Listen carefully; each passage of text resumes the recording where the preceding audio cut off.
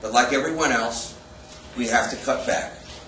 So what we did is we went to the appropriated levels for the year 2007, just 22 months ago. And we said that's how we have to live and make government more affordable.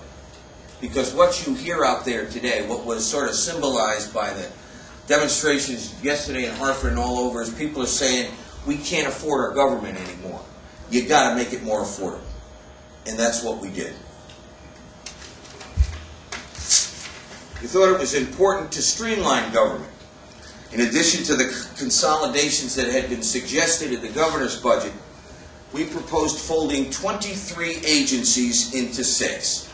They included CII, CDA, and CHAFA being rolled into DCD, the Department of Economic Community Development.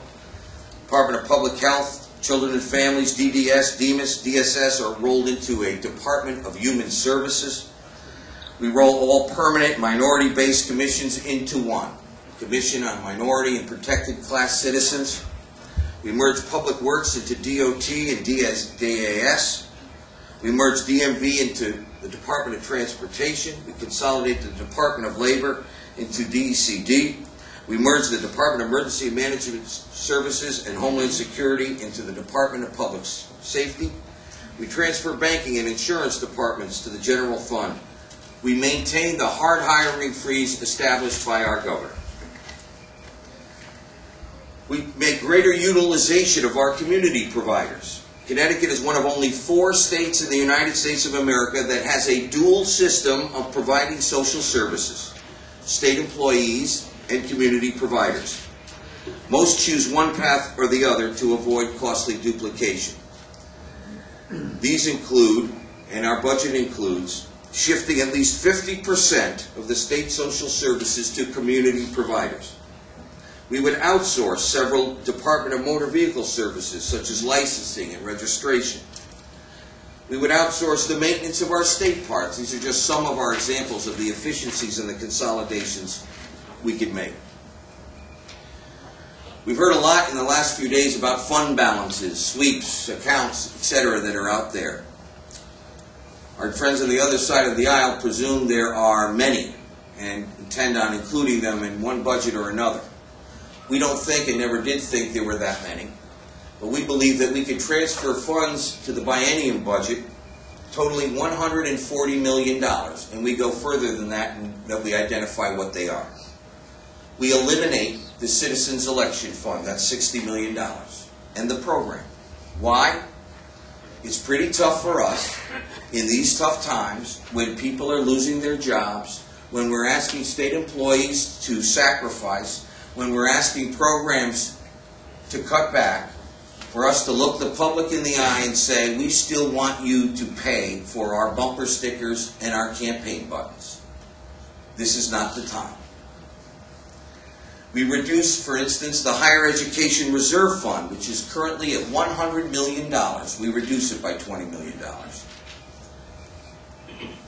One thing we do not do and will not do is touch our Soldiers, Sailors, and Marines Fund. We've asked our employees, our state employees, to also contribute to help solving our problem. Our budget includes an assumption of an 18-month wage freeze. What we're saying is, hey, we want to save jobs, we want to avoid layoffs. Everybody's got to earn the same amount of money for the next 18 months. We're also asking them to take 6 furlough days, and I say them, I mean us, because we are state employees as well, and everything I'm mentioning applies to every state legislator as well, and every member of our staff. Requires 6 furlough days per employee per year. That's a half a day a month you get to go home without pay. I'm not saying that's easy, but it's a sacrifice, hopefully, that could be for the better good of everybody, including their fellow state employees, our fellow state employees. We ask that we consider raising our medical co-pays. What does that mean? Right now, we as state employees, when we go to get our prescription drugs, if it's a generic brand, we pay $3. we're saying we should raise that to $10. When we get a name brand drug, we pay $6. We say we should raise that to $20. When we go visit our doctor, we do a copay of $10. We're saying maybe we should increase that to $30. Not draconian. In fact, probably in keeping, if not less so, than the private sector out there. We also envision a day with people availing themselves of early retirement, new hirees coming into the state employee system. And we think this is a time to create a new tier, a tier 3, if you will, for a state retirement system. In creating that tier, we would ask for a higher level of contributions to our new state employees who come into the system, and the various increases in copay would apply to them as well.